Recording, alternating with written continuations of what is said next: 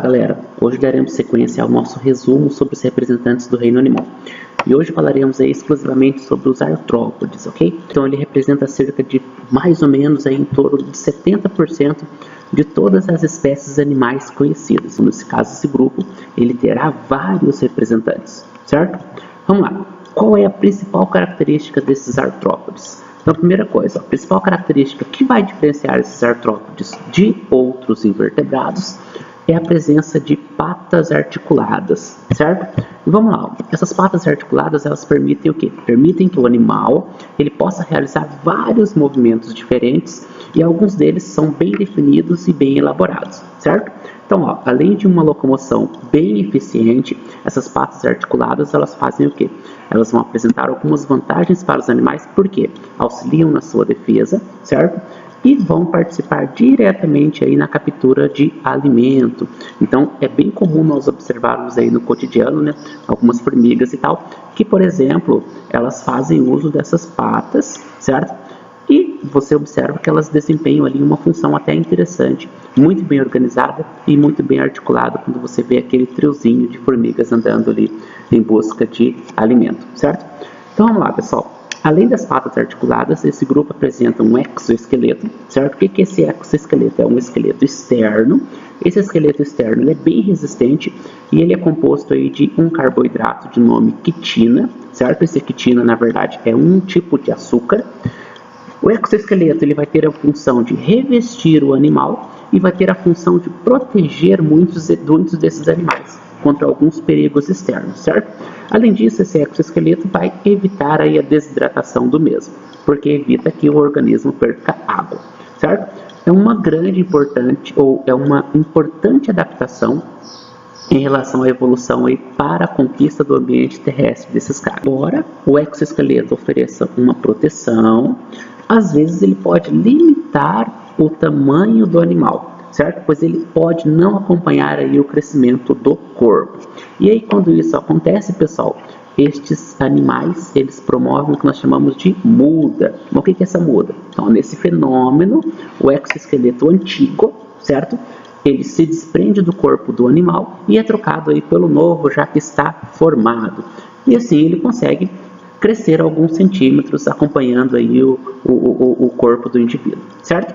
Então, quando eles chegam na fase adulta, o que os artrópodes fazem? Eles podem, então, fazer essa troca várias vezes. E por isso, então, podemos observar ou encontrar alguns exoesqueletos de artrópodes soltos em árvores, beleza? Vamos lá, pessoal, sobre os diversos grupos de artrópodes. Então, os artrópodes, eles são divididos, ou subdivididos, melhor dizendo, em classes de acordo com o quê? De acordo com alguns critérios, como a divisão do corpo, o número de apêndices apresentados, por exemplo, o número de patas, antenas, etc. Ó, dentre as classes de artrópodes, nós citaremos aqui os crustáceos, os aracnídeos, os quilópodes, os diplópodes e, por fim, os insetos, certo? Então, vamos lá, então. Iniciando aqui, vamos falar sobre os crustáceos. Então, os crustáceos, pessoal, então, representam um grupo de artrópodes e esses crustáceos, então, eles têm uma vida marinha, ou seja, eles vivem em mares e oceanos. Algumas espécies, porém, têm seu habitat em água doce e outras ainda podem ser terrestres, como um bem conhecido aí do cotidiano, que é o tatuzinho de jardim. Vamos citar, por exemplo, alguns crustáceos que são bem conhecidos, como, por exemplo, a lagosta, o siri, o camarão, o caranguejo e, por fim, a craca, certo? Então, o tamanho desses animais vai variar bastante de uma espécie para outra. Como que é dividido o corpo desses crustáceos? Ele é dividido em cefalotórax, parte do corpo formada por cabeça e tórax, e essa cabeça e tórax são fundidas, certo? São fundidos, e abdômen. Vamos lá, esses animais eles vão possuir número variável de patas, geralmente aí em torno de 5 pares, e eles possuem 2 pares de antenas. Vamos lá, o exoesqueleto desses crustáceos, ele apresenta o quê? Apresenta uma quantidade grande de carbonato de cálcio. O que é esse carbonato de cálcio? Ele é uma substância que vai formar a carapuça dura dos siris e dos caranguejos, correto? Nós passaremos agora para um segundo grupo de artrópodes, também bem conhecido do nosso cotidiano, que são os aracnídeos, certo? Então, a classe dos aracnídeos estará sendo representada por quem? Por aranhas, escorpiões e carrapatos, né? São os principais representantes que nós colocaremos aqui. Algumas espécies podem ser peçonhentas, né? No caso ali algumas aranhas e escorpiões, podendo levar aí até a morte, principalmente aí se for um acidente com crianças pequenas, certo? Então, o número de acidentes envolvendo o veneno desses animais no nosso país aqui é grande, certo?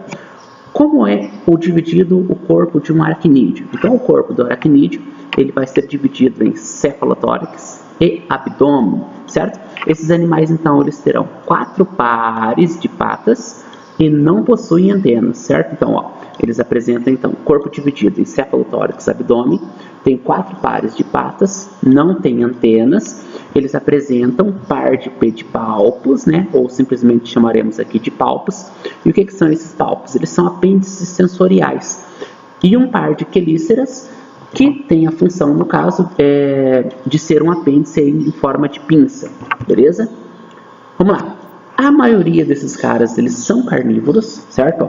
A maioria deles são carnívoras. Alguns desses animais podem ser parasitas do sangue de vertebrados, como os carrapatos, a sarna ou escarabiose. A sarna, por exemplo, é causada por um aracnídeo, que é o acro, né? Geralmente a gente fala assim, então vamos falar tipo, do escorpião, da aranha e do carrapato, né? Mas o acro, por exemplo, ele fica aí meio esquecido, mas tem grande importância, né? Principalmente importância médica, né? Porque ele é responsável por uma série de manifestações negativas no indivíduo, certo? Mas é um representante aí também dos aracnídeos, joia? Vamos lá, pessoal. Aranha. A aranha, então, apresenta um abdômen, ela apresenta aí suas glândulas fiandeiras. Qual que é a função da glândula fiandeira? É produzir fios que serão utilizados para construir o quê? Construir aí as suas teias em árvores, em cantos, onde esses animais vivem, correto? Mais um dos representantes aqui, nós poderíamos citar os quilópodes, certo? Então, esse quilópode, ele vem da palavra grega, aquela que tem 1000 patas, né? Então, já vamos entender aqui que esse grupo é representado por 2 caras bem conhecidos, que são a lacraia e a centopeia, beleza?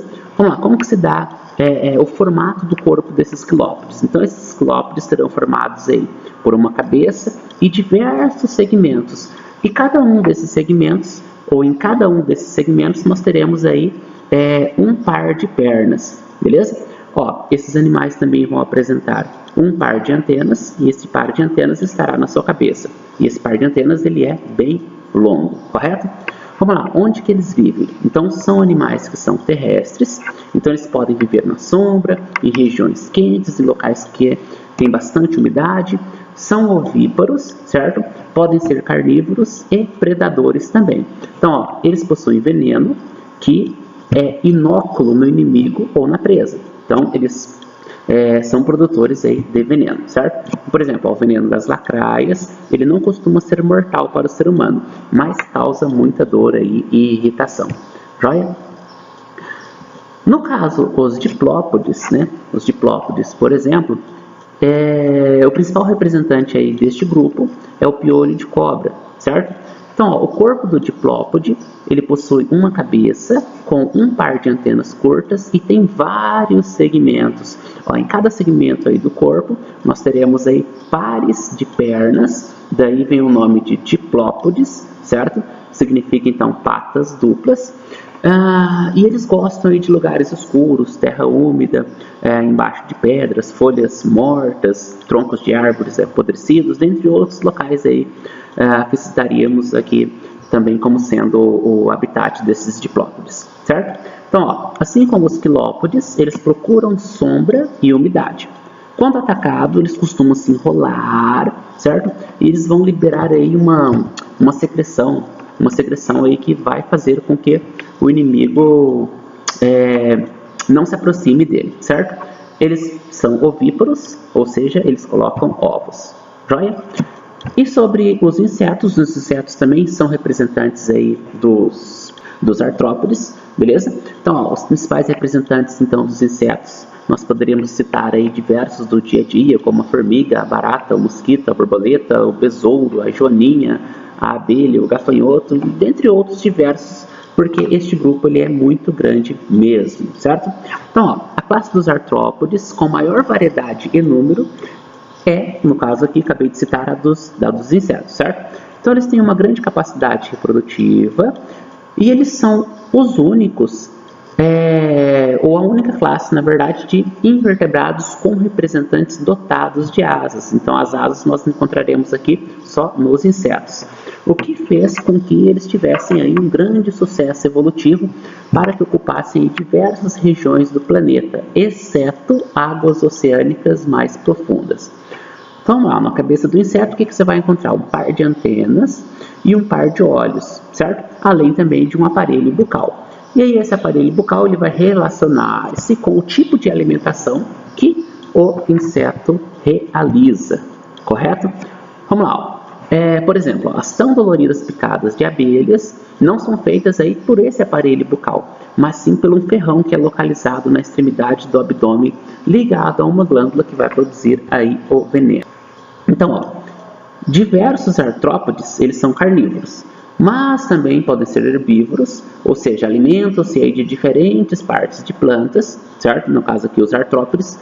Eles têm um sistema digestório que é completo, ou seja, os resíduos, as fezes então são eliminadas aí pelo ânus. Quanto à circulação, a circulação ela é aberta, ou seja, o sangue não circula apenas dentro dos 4 vasos, mas ele vai banhar aí todo o corpo do animal. Esse sangue, na verdade, ele é incolor, ele não tem uma cor. Geralmente ele pode ser aí próximo a um tom de azul e ele não transporta gases, apenas os nutrientes. Em relação à respiração, nas diversas classes de artrópodes, o tipo de respiração ela pode variar bastante, certo?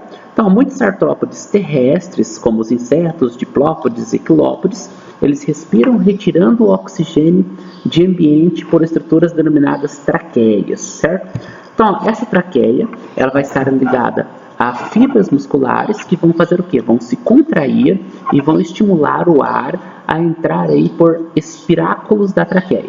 Então, os artrópodes aquáticos, por exemplo, como os crustáceos, eles têm uma respiração do tipo branquial, certo? Então, as brânquias, no caso, que são estruturas que vão retirar o oxigênio dissolvido na água para a respiração desse animal. Então, estão presentes em grande parte dos invertebrados aquáticos e nos peixes também, né? Certo?